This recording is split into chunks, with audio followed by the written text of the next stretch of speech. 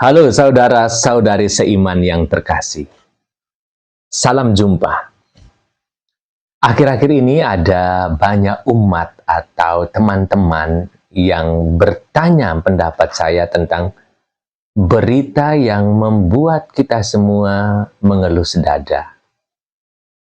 Awalnya saya hanya menjawab sekedarnya saja, ya, normatif saja. Tetapi tiba-tiba saya tertegun saat menerima kiriman sebuah link dari seorang siswa saya yang baru beberapa tahun lalu login ke Katolik. Ya, sejak saat itu saya merasa perlu untuk membuat sebuah video sekedar untuk berbagi pikiran. Mumpung saya hari ini libur, ya saya berpikir saya akan membuat video itu. Ya, video ini maksudnya. Semoga berguna ya di tengah hiruk-pikuk cerita di media sosial akhir-akhir ini tentang gereja kita yang tercinta. Video ini juga sebagai tanggapan saya terhadap siswa yang saya ceritakan tadi. Dan kalau dia itu login ke Katolik, maka judulnya saya katakan, jangan log out dari gereja Katolik gara-gara adminnya yang error. Tetapi disclaimer juga bahwa video ini itu tidak dibuat untuk sebagai pernyataan resmi gereja ya. Ini adalah pemikiran saja yang saya comot dari sana-sini. Ya. Gini saudara-saudari, kalau kita merasa marah, mual, kecewa, atau pengen banting HP, setiap kali kita membaca berita tentang oknum imam atau biarawan-biarawati yang kelakuannya tidak berkenan di hati, entah itu soal pelecehan atau soal pengkhianatan janji suci, itu tandanya bahwa nurani kita masih sehat. Kita tidak lemah iman, kita cuma manusia normal yang ya layak membenci sama kejahatan. Ya. Kalau kita buka-buka lagi sejarah Alkitab, ya, iblis itu tidak pernah absen dari ring satunya Tuhan. Bayangkan saja, Tuhan Yesus sendiri yang memilih 12 rasulnya. Diajarin langsung, ya, diajak makan bersama, kemana-mana bersama, ya, berusaha supaya 12 rasul itu mengerti maksudnya Yesus, memahami ajaran Yesus. Tetapi tetap saja, ya, ada satu yang namanya Yudas Iskariot yang tega menjual bosnya, menjual Yesus demi duit atau demi ambisi pemikirannya. Atau kadang-kadang Petrus juga ragu ya dengan Yesus ya. Tetapi walaupun kemudian dia mendapatkan peneguhan iman yang luar biasa. Tapi itu adalah bukti bahwa sejak awal iblis itu menyerang ring satunya Yesus. Strategi iblis itu sederhana dari dulu ya. Dia tidak menyerang gereja dari luar ya, pakai meriam atau pakai senjata, tetapi dia menanam yang kita pinjam istilah kitab suci, rumput liar di tengah gandum, ya, tepat bahkan di depan altar dari dalam gereja sendiri. Kita bertanya, kenapa menyerang imam atau biarawati, ya? Iblis itu ahli strategi perang ya, saudara-saudari. Dia tahu hukumnya. Serang gembalanya, maka domba-dombanya bakal kocar-kacir, tercerai-berai. Nah, kalau seorang romo jatuh dalam dosa besar atau seorang biarawan-biarawati terlibat dalam satu dosa besar, iblis itu mendapat bonus besar.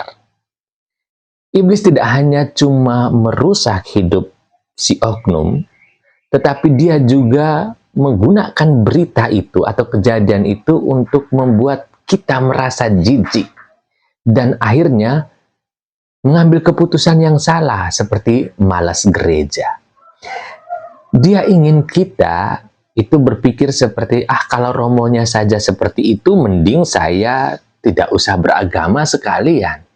Nah, kalau kita benaran pergi dari gereja gara-gara oknum, disitulah iblis lagi pesta pora merayakan kemenangannya. Dia berhasil merampas hak kita untuk mendapatkan berkat Tuhan secara cuma-cuma. Ya, pakai modal apa? Modalnya adalah dosa orang lain. Dengan dosa orang lain, dia merampas keselamatan itu dari kita yang lain. Coba pikir, masa kita nggak mau minum air mineral yang segar, yang sehat, pas lagi kita haus-hausnya, hanya gara-gara gelas itu ada nodanya. Airnya tetap suci, airnya tetap bersih, menyehatkan, ya. Tetapi karena wadah penyajiannya itu yang lagi tidak bersih atau lagi kotor, jangan sampai gara-gara gelasnya yang bermasalah, kita malah kemudian mati kehausan. Jujur ya, saudara-saudari, tidak ada institusi di dunia ini yang bersih 100% dari orang-orang bermasalah atau dari dosa. Mau organisasi agama apapun, kantor misalnya, atau di keluarga atau di lingkungan, pasti aja ada oknumnya. Tapi yang keren di sini adalah gereja Katolik sekarang itu tidak hanya diam saja. Tidak lagi punya hobi ngumpetin atau sembunyikan sampah di bawah karpet. Tidak lagi. Paus Fransiskus sebelum dia berpulang ke pangkuan Bapa di surga, beliau beraksi seperti seorang detektif yang tegas. Rahasia-rahasia lama gereja Katolik dibuka. Aturan diperketat. Dan tidak ada lagi hak istimewa buat yang salah. Yang nakal, ya dihukum. Baik lewat hukum gereja maupun diserahkan kepada hukum negara. Gereja saat ini sedang memilih jalan salib, berani malu dan merangkul boroknya sendiri supaya bisa sembuh total. Saudara-saudari yang terkasih, dalam teologi ada sebuah istilah ex opere operato.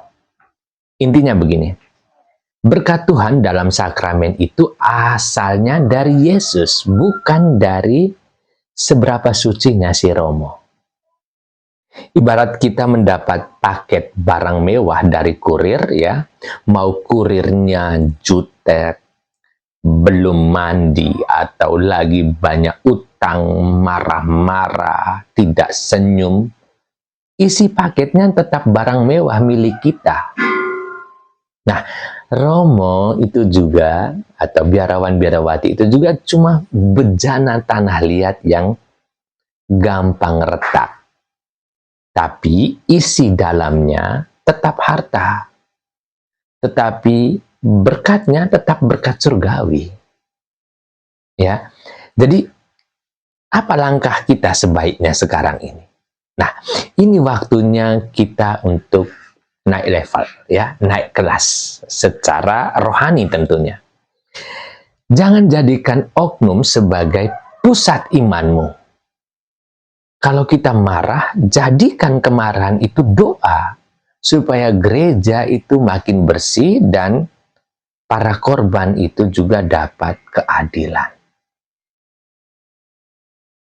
Badai ini memang berisik, saudara-saudari, mengganggu ketenangan rohani kita.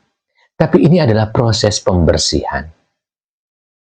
Jangan lompat dari kapal cuma karena ada kru yang lagi oleng atau kru yang lagi korupsi. Tuhan Yesus tetap adalah nakoda dari kapal ini. Dan saya meyakinkan kalian semua bahwa dia tidak akan bakal membiarkan kapal ini tenggelam. Tetap stay, tetap jadi orang baik, dan jangan pernah kasih panggung buat iblis dengan cara meninggalkan imanmu. Jangan biarkan setan itu berteriak double killed, ya, dengan bangganya melihat kita terkocar-kacir hanya karena fokus iman kita bukan pada Tuhan, tetapi fokus iman kita hanya pada oknum, pada pribadi tertentu.